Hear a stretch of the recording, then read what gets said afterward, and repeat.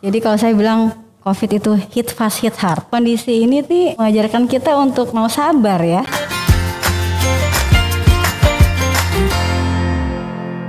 Assalamualaikum warahmatullahi wabarakatuh. Selamat siang, salam sejahtera bagi kita semua. Pada hari ini kita bertemu lagi untuk bincang-bincang terkait pandemi COVID-19. Kalau kita melihat dari beberapa berita yang terjadi kalangan di televisi hari ini, kita akan membahas terkait pandemi COVID-19 ini berkaca dari peristiwa gelombang tsunami COVID-19 kedua di India yang awalnya sukses menyelenggarakan vaksinasi beberapa waktu lalu, disusul dengan peningkatan kasus di Jepang, kawasan Timur Tengah, serta Afrika Utara, serta beberapa negara lain seperti Indonesia, Dok ya. Apakah Indonesia berpotensi mengalami hal tersebut? Sudah hadir di tengah-tengah kita narasumber sekaligus guru kita, yaitu Dr. Erni Juwita Nelwan, PhD, spesialis penyakit dalam, konsultan penyakit tropik infeksi. Beliau merupakan seorang peneliti, dosen, kepala divisi tropik infeksi KSM Ilmu Penyakit Dalam RSM KUI, anggota Perhimpunan Dokter Tropik dan Infeksi Menular Indonesia. Beliau sebagai Kolegium Kedokteran Dalam Indonesia, Pemberantasan Filarian Nasional Indonesia. Beliau juga sebagai Dewan Redaksi International Journal of Internal Medicine, sebagai tim inti audit klinis di Departemen Ilmu Penyakit Dalam Universitas Indonesia, dan sebagai tim inti pengendalian kebijakan antibiotik di Rumah Sakit Dr. Cipto Mangunkusumo. Selain itu, beliau juga sering diundang untuk berbagai pertemuan nasional dan internasional.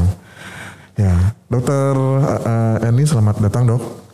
Terima kasih, Mas Adik. Saya panggil Adik aja ya. Adik, Dok. Soalnya namanya unik. Ya, Dok, kita kan ini dalam kondisi pandemi, Dok ya. Udah hampir 1 tahun kita menjalani pandemi ini, tidak hanya di Indonesia dan di dunia, Dok ya. Kalau di televisi belakangan ini muncul terjadi adanya tsunami COVID yang kedua, terutama di India, Dok. Nah, menurut dokter, bagaimana gelombang kedua COVID-19 ini yang saat ini sedang terjadi di beberapa negara? Kalau menurut dokter seperti apa, Dok? Ya, baik. Ya, ini jadi perhatian kita semua ya mengenai naik turunnya angka COVID-19. Jadi memang pertama sebagai orang infeksi kita melihatnya harus seperti ini. Secara prinsip, kalau masih ada virusnya dan upaya untuk bisa mencegah virus itu masuk ke dalam tubuh seseorang tidak terus dilakukan secara optimal, ya maka akan ada nih naik turun kasus seperti yang sekarang ini terjadi. Ada beberapa hal ya, Adik ya, yang kita bisa lihat untuk kondisi seperti ini.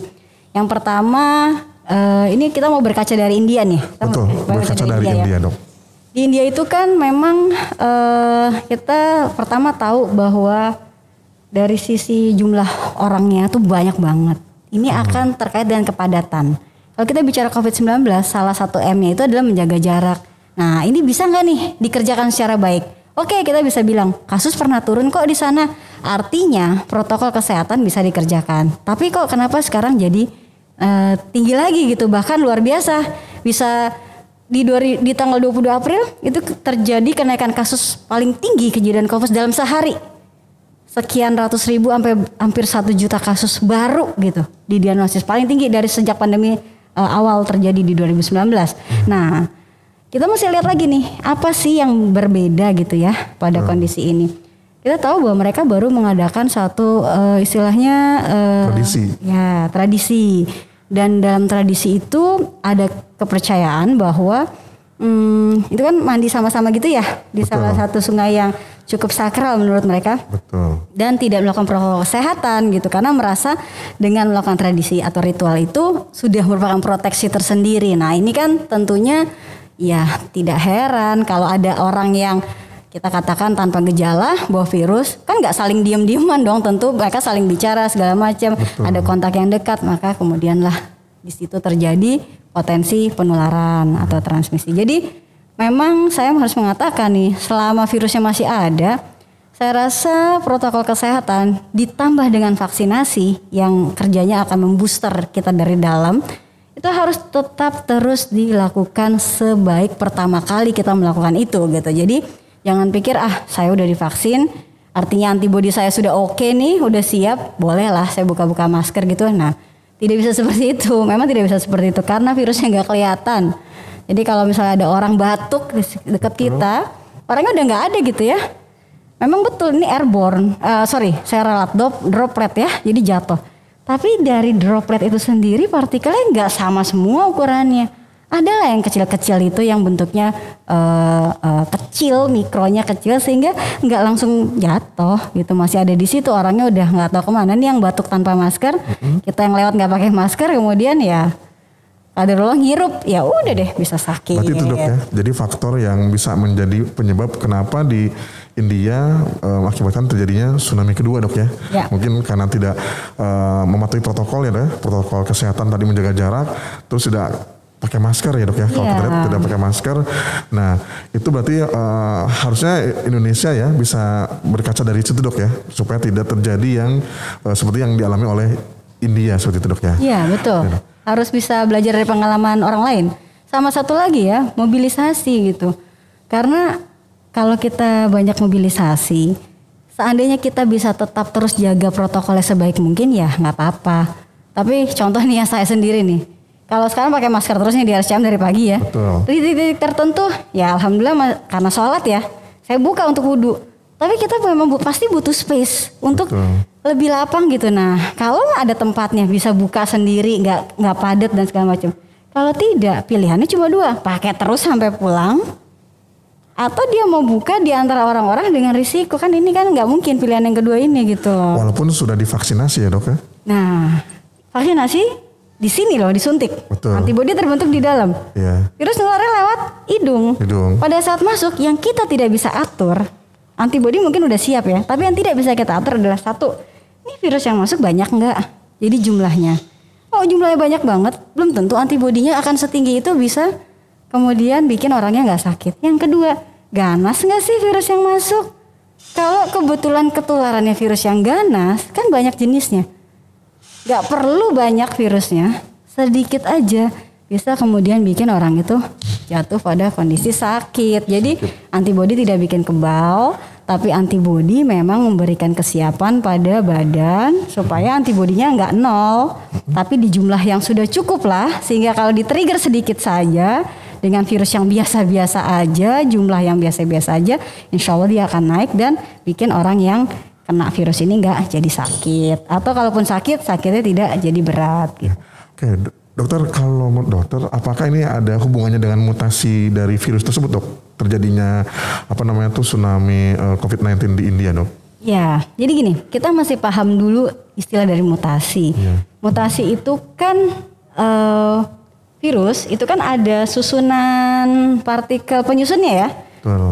Sama lah kayak kita ada. Nah, kemudian dari susunannya ini dia memiliki, ya kalau di kedokteran kita bilangnya fenotip, gambaran gitu ya, yang bikin mudah dimatikan obat antivirus, lebih cepat bereplikasi, tambah banyak, lebih cepat lolos terhadap sistem sel imun. Itu yang membedakan kalau kita bicara mutasi. Jadi artinya kalau misalnya dikatakan bahwa kenaikan kasus itu disebabkan oleh karena mutasi, saya nggak akan mengatakan ini direct cause, nggak serta-merta seperti itu. Yang lama aja belum tentu udah hilang semua kok, gitu. Yang lama kan tetap masih bisa menimbulkan sakit. Pertanyaannya memang sekarang adalah kalau orang itu kena virus dalam tanda kutip COVID yang lama, apakah memang bisa dipastikan dia akan lebih ringan dibandingkan dengan kena virus yang mutasi? Allahu alam kan nggak tahu. Gitu banyak kok yang dari zaman dulu sakit kena virus yang istilahnya virus yang zaman dulunya gitu ya, versi lama, sakit berat masuk ICU. Ada yang ketolong, ada yang enggak. Banyak kok yang seperti itu. Artinya tidak bisa serta-merta mengaitkan ini dengan mutasi dari virus. Karena gini, kita harus pahami, virus pasti bermutasi kalau dia berada lama di lingkungan manusia. Kenapa? Karena virus itu, apalagi kita bicara SARS-CoV-2 ya, RNA virus yang nggak tahan lama di udara bebas. Dia akan berusaha untuk survive. Dan salah satu cara virus untuk bertahan hidup itu adalah dia ngatur nih struktur gennya dia. gimana supaya saya bisa bertahan hidup gitu, supaya bisa nggak ya saya kalau saya masuk ke tubuh manusia, karena ada 2 strain dulu tuh yang awal ya. Salah satu strainnya ini apa sih bedanya dengan sebelumnya jenisnya? Kemampuan replikasinya. Jadi yang satu ini lebih cepat. Misalnya sama-sama menginfeksi orang, taruhlah kita sebut viral load ya biasanya ya. Masuk 10 virus. Tapi yang dikatakan lebih agresif, lebih ganas atau mutasi ini adalah yang masuk 10 dalam waktu beberapa jam dia langsung jadi 1.000.000. Kemampuan replikasinya itu lebih banyak dan inilah yang kemudian menyebabkan dia seakan-akan lebih ganas. Tapi itu adalah cara dia untuk merubah strukturnya sehingga dia bisa lebih cepat berkembang biak. Akibatnya orangnya sakitnya bisa jadi lebih berat gitu. Nah, kalau dikaitkan dengan antibodi, antibodi yang terbentuk sih sebenarnya sama-sama aja gitu. Kita nggak ada antibodi spesifik untuk satu virus misalnya. Kalau virusnya SARS-CoV-2, maka antibodi yang terbentuk adalah antibodi tipe ini. Kalau SARS-CoV-2 jenis ini yang ini, kalau yang enggak. Antibodi sih sama-sama aja. Kita kenal ada nama IgA, IgG, IgM gitu ya. Betul, Dok. Nah, antibodi ini yang membedakan hanya triggernya. Siapa yang manggil dia? Gitu. Siapa ini yang manggil dia? Apakah virus demam berdarah? Dengue virus kan keluarnya juga sama. IgG, IgM, dengue betul. Cuma dengue ini adalah yang memicu dia, mengeluarkan dia. Kalau SARS-CoV ya kita lihat IgG, IgM untuk SARS-CoV-2. Gak ada beda di antibodinya, sama aja gitu. Tapi memang yang kita pahami bahwa bicara mutasi bukan ke antibodi, tapi lebih dari kemampuan si virus itu untuk tahan lama, bertambah diri lebih cepat, replikasi ya istilahnya, atau ketahanan dia terhadap obat antivirus misalnya. Cuma kan kalau bicara COVID-19 trial yang terakhir gak ada satu antivirus pun yang terbukti tunggal, hanya dia saja bisa memberikan efek pengobatan yang definitif buat SARS-CoV-2 atau COVID-19. Berarti sama-sama masih ini Dok ya, apa namanya? Masih dicari. Mencari ya? Iya, masih kita cari. Tapi bagaimana kalau dengan reinfeksi pada yang penyintas Dok? Kan kalau kita lihat di luar sana itu kalau merasa saya udah terkena COVID, saya nggak bakalan kena COVID lagi Dok. Apakah akan terjadi reinfeksi pada penyintas Dok? Tapi adik nggak pernah kena kan? Alhamdulillah saat hari sini, alhamdulillah sehat aja ya. Iya, jadi ya itu juga salah satu poin yang penting untuk kita klarifikasi lagi. Kalau kita bicara antibodi, itu ada 2 jenis. Yang pertama antibodi protektif, melindungi. Yang kedua antibodi yang hanya mengenali atau recognizing aja. Contohnya orang yang sudah pernah kena demam berdarah. Contoh deh yang paling gampang nih, soal lagi musim-musim juga nih, udah banyak kasus. Iya. Bisa nggak kena demam berdarah 10 kali? Bisa. Bisa. Karena antibodi yang terbentuk pada demam berdarah bukan antibodi yang melindungi, tapi hanya antibodi yang menandakan bahwa pernah kena virus dengue. Dan dia nggak akan tahan lama terus menerus. Ada 2, ada IgM, ada IgG. Saya masih bicara demam berdarah. IgM naik awal-awal, dalam waktu cepat 45 hari, 30 hari turun hilang. Sebelum dia benar-benar hilang, di badan akan terbentuk antibodi yang lain yang kita sebut sebagai IgG.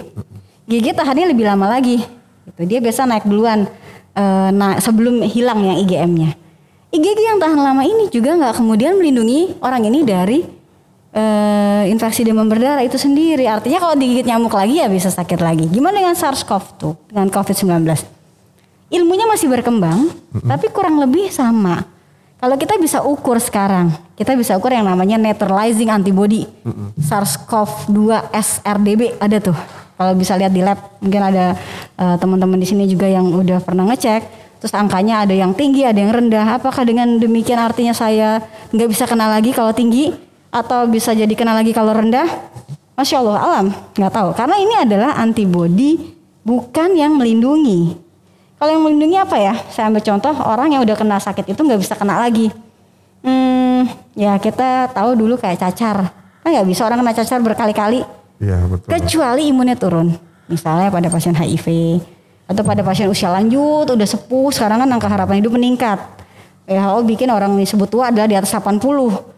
Terus udah sepuh gitu ya, keluar lagi. Nah itu bisa karena imunnya lemah banget. Tapi antibodi itu adalah antibodi yang bikin kalau dia udah pernah kena sekali nggak bisa kena lagi. itu antibodi protektif gitu. Dan ini memang agak jarang ya pada penyakit infeksi, sebagian besar bisa kena berulang karena tadi nggak bertahan seumur hidup, nggak bertahan terus menerus seumur hidup. Berarti dok, kata kuncinya yang penyintas pun tetap mematuhi protokol kesehatan dok ya, Iya. supaya kita bisa mencegah juga kita tidak terkena kembali, supaya pandemi ini tidak menjadi tsunami yang kedua di Indonesia dok ya. Iya, saya rasa sih protokol kesehatan 3M atau 5M deh ya. Iya. Karena kalau buat kita orang kesehatan kan untuk tidak mobilisasi susah nih. Kalau 5M itu kan ada satunya mengurangi mobilisasi. Terus saya selalu pakai 3M, itu tetap kudu wajib harus dikerjakan selama masih ada virusnya gitu. Karena ini memang add-on vaksinasi lah ya. Vaksinasi kan belakangan, ini kan udah duluan.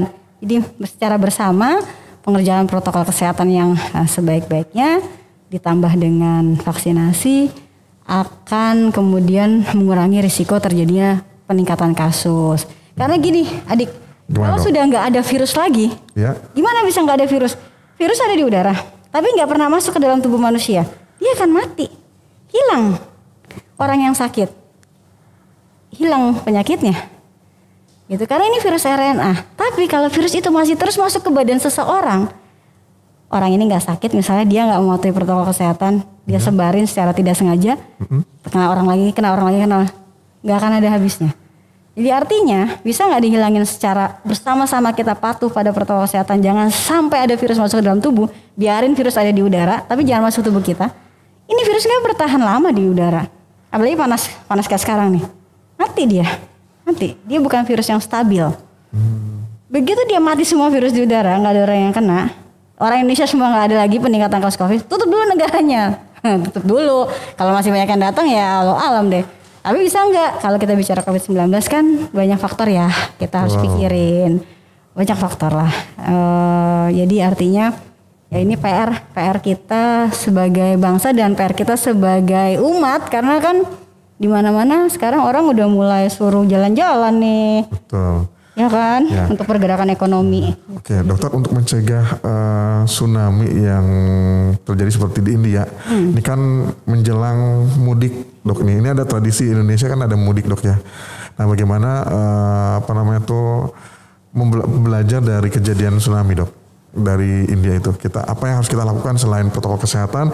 Apakah perketat wilayah masing-masing daerah atau kebijakan dari pimpinan, dok? Iya, jadi gini, dari awal pandemi COVID-19 ya saya selalu bilang, memang kondisi ini nih mengajarkan kita untuk mau sabar ya, mau sabar gitu. Soalnya kita nggak bisa kayak dulu, ya memang nggak bisa, kondisinya berbeda.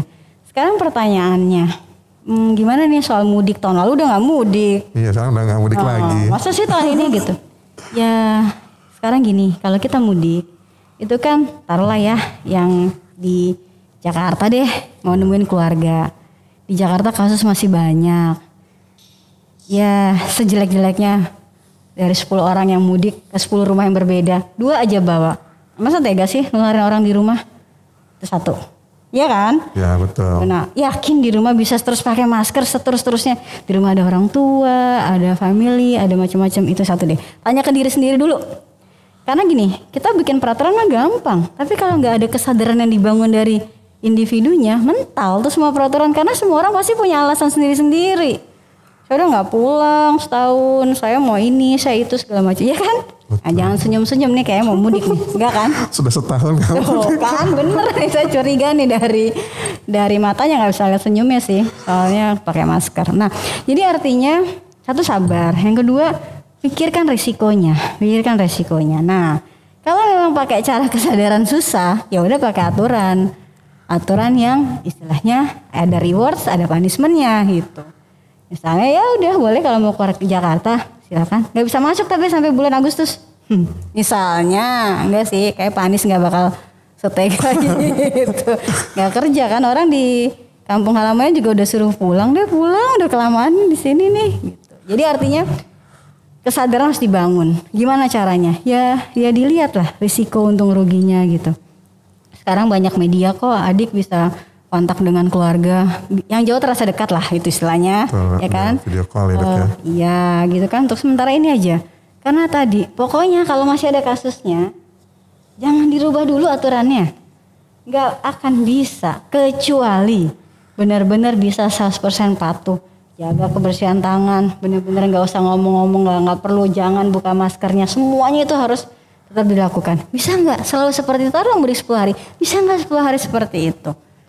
Gitu. Jadi ya makanya harus dibuat aturan. Misalnya kalau datang isolasi dulu 2 minggu. 2 minggu? Mudiknya aja cuma seminggu. Berarti di kampung halaman cuma di ruang isolasi. Ngapain? Udahlah. Sabar dulu kalau menurut saya ya. Sabar dulu sebagai orang infeksi. Saya tidak menyarankan. Bukan karena saya nggak mudik. Nggak punya kampung ya gimana? Bukan karena itu. Tapi karena melihat risikonya. Melihat untung rugi manfaat mana yang lebih besar mana yang tidak. Dicarilah cara yang jauh lebih baik, yang paling sedikit mudaratnya katanya ya. Untuk dengan keluarga kita sendiri gitu loh. Dan juga untuk kesehatan kita selama perjalanan kan juga ada resikonya. Jalan jauh, macet, imun turun. Kelelahan juga dok ya. Nah, iya. Dokter, bagaimana kalau dengan masyarakat yang masih belum percaya sampai saat ini bahwasannya COVID itu ada? Nggak percaya COVID itu ada. Angin ada, percaya nggak? Angin juga nggak kelihatan maksud saya. Betul. Tapi kan bisa dirasakan. Iya. COVID emang nggak kelihatan, tapi kan coba deh kalau yang nggak percaya gitu, main-main gitu ya, ke mana ya? Lihat tuh foto-foto ronsen pasien yang parunya begitu dahsyat terganggunya. Jadi kalau saya bilang COVID itu hit fast hit hard, masuk langsung pasien gini tuh artinya parunya rusak gitu. Pasien saya pernah dapat di awal-awal pandemi bulan April gitu ya, belum ada obat, belum ada apa, nggak ada gejala. Datang periksa, kenapa periksa bu? Ini keluarga saya baru pulang dari Amerika, di rumah saya nginep, itu kan akhir tahun tuh baru tuh. Betul. Iya kan awal-awal Maret April datang, saya takut jadi saya minta swab. Waktu itu swab hasilnya lama sekali. Saya tanya ibu ada keluhan nggak? Ada keluhan apa nggak ada? Ya udah ibu CT scan dulu deh periksa parunya kan. Saya dengar kok parunya emang nggak enak gitu suaranya. Kena kanan kiri, masih bisa jalan? Masih. Masih bisa ngomong? Masih. Masih kayak orang biasa aja. Artinya ya udah berubah deh. Karena ini penyakitnya juga baru. Masih banyak pertanyaan di kalangan medis, masih banyak hal-hal yang harus kita jawab. Sementara itu jangan sampai akibat apa ya? Orang nggak mau percaya itu kenapa sih? Nggak mau percaya itu karena nggak mau membuka mata, membuka pikiran kan. Padahal kan sebenarnya udah terjadi. Udah banyak gitu. Gak usah jauh-jauh deh. Lihat aja foto ronsennya udah foto paru-paru tuh yang hitam putih semua gitu. Kalau mau dibilang nggak ada tuh ya gimana ya? Susah dong. Artinya nggak mau menerima kenyataan, apalagi move on, ya kan? Ya. Gampang move on nggak? Enggak kayaknya, ya udah. Ganti topik. Oke, ya, dokter, gitu. Kalau dari tadi yang dibahas, pesan apa dok yang akan dokter sampaikan ketika kita akan menjelang Lebaran, terus semua pemimpin dan mungkin beberapa hari ini kita ada musibah dok ya, kalau kita selain musibah COVID tapi musibah Tentara Nasional Indonesia, Angkatan Laut itu musibah kan dok ya. Nah bagaimana kita menyikapi masalah ini dok? Selain ada pandemi COVID-19, terus di sisi lain dalam menjalankan ibadah puasa, ada tradisi mudik. Pesan apa yang akan dokter sampaikan supaya masyarakat Indonesia itu menyadari bahwasanya pandemi ini sudah berjalan 1 tahun dan tidak hanya masyarakat awam, mungkin tenaga kesehatan pun yang selama ini bekerja di COVID mungkin merasakan pengen ketemu keluarga gitu dok. Iya baik. Jadi saya tahu ya bahwa ini berat loh buat semuanya. Termasuk juga kalau kasus nggak hilang-hilang buat kita tenaga kesehatan berat ya. Betul, karena dokter. Kita ya terus terang saya juga megang kasus COVID.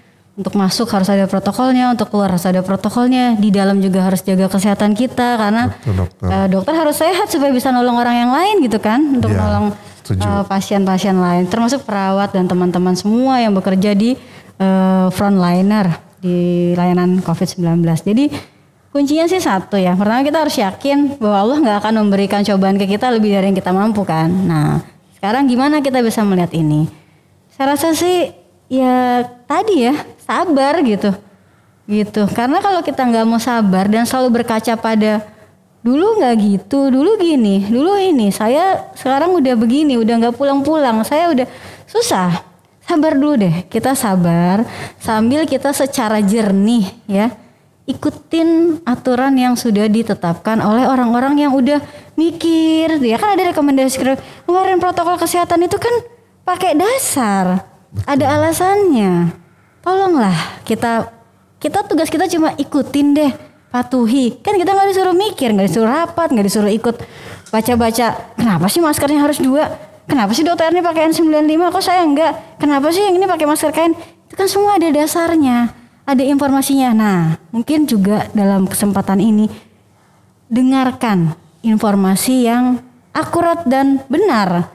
Seperti ini nih podcastnya RSCM. Saya yakin selalu mengundang narasumber yang kompeten di bidangnya, kemudian akurat gitu ya. Jangan baca-baca berita yang nggak jelas, nanti bikin kekhawatiran. Ya, hoax ya. Nah, nanti actionnya, perilakunya juga jadi aneh gitu. Jadi yang pertama tadi harus sabar. Yang kedua tolong mau bekerja sama dengan mengikuti aturan. Jadi jangan selalu punya pemikiran sendiri lah. Gitu, ikutin dulu. Samina wa ata'na, dengerin, ikutin dulu deh.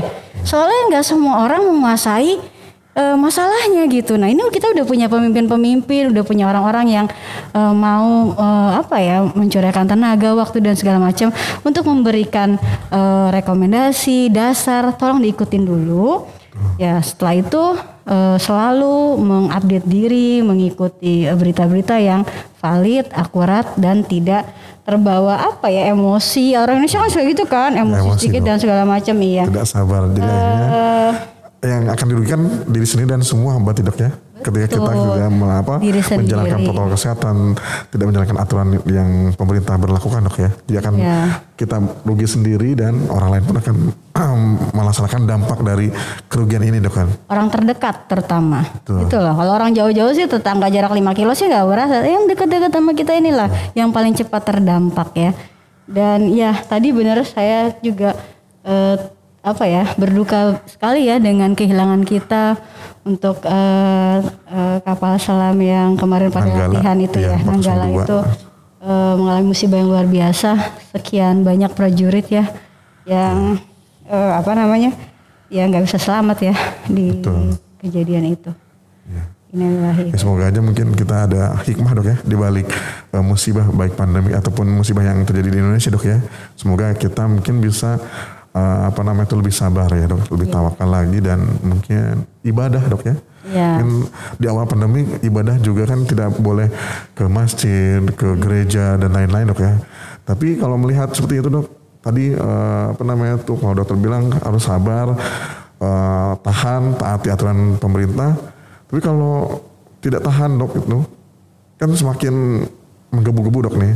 Kalau kita belajar kemarin Dok nih ada satu pertandingan di luar ini ya sepak bola akhirnya terjadi kan yang dilonggarkan prokesnya. Dan kalau seperti ini ya berlanjut mungkin akan kembali kan Dok ya. Akan kembali lagi dan tsunami kedua di Indonesia mungkin akan menjadi hal yang tidak bisa dielakkan. Betul, Dok. Jadi kita lihat deh, tidak ada satupun tempat dimanapun yang dia melanggar protokol dan nggak apa-apa. Itu aja deh, kurang bukti apa lagi kita. Kita harus belajar dari orang lain. Kita harus mau belajar dari kesalahan orang lain, kelebihan orang lain. Jadi artinya belum bisa sekarang ini gitu. Sabar dulu, sabar. Jangan kayak itu ya orang sabar pasti kesel, jangan. Itu ada tuh suka saya dapat kiriman stiker. Artinya ya udah terima dulu. Sekali lagi apapun yang mau kita kerjakan, usahakan yang mudaratnya paling sedikit. Gak cuma buat kita, tapi juga buat orang-orang di sekitar kita, buat keluarga kita, buat orang terdekat kita gitu. Berarti kalau kita sudah mematuhi dan kita mentaati Dok ya, diri sendiri terus ke keluarga, mungkin masyarakat dekat kita juga akan mematuhi itu Dok ya. Kalau kita menjadi contoh ya, jadi contoh teladan dari mereka, ya semoga aja pandemi ini cepat selesai ya Dok. Pasti akan selesai, pasti insya Allah akan selesai. Maksudnya ya Allah kan coba ngelihat kita mau mau nggak sih kita nih menjadi lebih baik gitu. Sekarang kan kita lebih baik cuci tangan, ngapain aja cuci tangan, jaga kebersihan tangan. Jadi ini kan semua ini kan sebenarnya pasti untuk membuat kita berubah menjadi lebih baik. Caranya bisa macam-macam. Cuma jangan sampailah saya berharap tidak ada lagi kasus-kasus baru akibat kita nggak mau belajar dari pengalaman orang lain. Misalnya maksain tetap harus mudik misalnya ya, secara sedemikian rupa. Saya nggak tahu sih bisa nggak ya mudiknya 50-50. Tapi gimana 50-50-nya, yang 50-50 yang 50 nggak mudik pasti ntar ngambek kan gitu. Jadi apa istilahnya pengennya dapat yang 50%, tapi kan juga susah. Gimana cara gitu? Susah lah, kasihan pemerintah. Kasihan aja deh. Coba posisikan kita di posisi pemerintah, pusing pasti kan. Jadi karena kita di posisi yang lebih enak, cuma tinggal ngikutin gitu loh. Ya udahlah, patuhi dulu, ikutin dulu. Kalau semuanya sehat, insya Allah tahun depan bisa mudik, insya Allah tahun depan. Kalau nggak usah lah sampai Lebaran berikutnya, mungkin akhir tahun, iya kan? Betul, atau 17 Agustus tuh mudik lah 17 Agustus. Upacara di kampung halaman masing-masing. Iya, kalau COVID udah selesai. Jadi sabar dulu lah. Gak mudik kan artinya bisa lebih banyak di rumah, di tempat kita, hatamin Quran lah buat yang orang Islam tuh. Udah kapan lagi sih gitu kan, nggak macet-macetan di jalan dan segala macam. Banyaklah hal-hal baik yang saya rasa bisa dilakukan di luar dari keinginan untuk pulang kampung. Mudik sama nggak sih mau pulang kampung? Ya udah nggak usah dibahas. Nggak usah dibahas, emang susah itu, pertanyaannya susah tuh. Oke, Dokter Eni, terima kasih dok atas sharing terkait ilmu. Semoga masyarakat Indonesia, tenaga kesehatan, non kesehatan bisa mematuhi apa yang menjadi aturan ya dok ya, aturan yang diberlakukan oleh Satgas Covid ataupun pemerintah. Dan ini untuk kenyamanan dan keselamatan kita semua, bukan hanya individu, tapi keselamatan bangsa Indonesia ini dari wabah COVID-19 ini dok ya. Dan saya dapat simpulkan dok, jadi dari hasil tadi bincang-bincang kita adalah bagaimana Indonesia untuk mencegah supaya tidak terjadi tsunami COVID-19 itu adalah, pertama adalah sabar ya dok, sabar. Kedua, kita menjalani protokol kesehatan dengan ketat. Jika kita mudik, mohon untuk tidak mudik dulu. Ya, jangan mudik lah intinya. Ini tidak mudik dan tetap mematuhi peraturan yang sudah ditetapkan oleh pemerintah dan Satgas Covid demi keselamatan kita bersama. Terima kasih Dokter Eni atas waktu dan kesempatannya. Semoga apa yang disampaikan dokter bermanfaat bagi kita semua. Amin. Dan kita semua dalam kondisi sehat walafiat dan masyarakat Indonesia khususnya dan umumnya dunia bebas dari COVID-19 dok. Amin, amin insyaallah. Oke, jangan lupa tetap patuhi protokol kesehatan untuk mencegah terjadinya peningkatan COVID-19. Akhiri, assalamualaikum warahmatullahi wabarakatuh. Waalaikumsalam.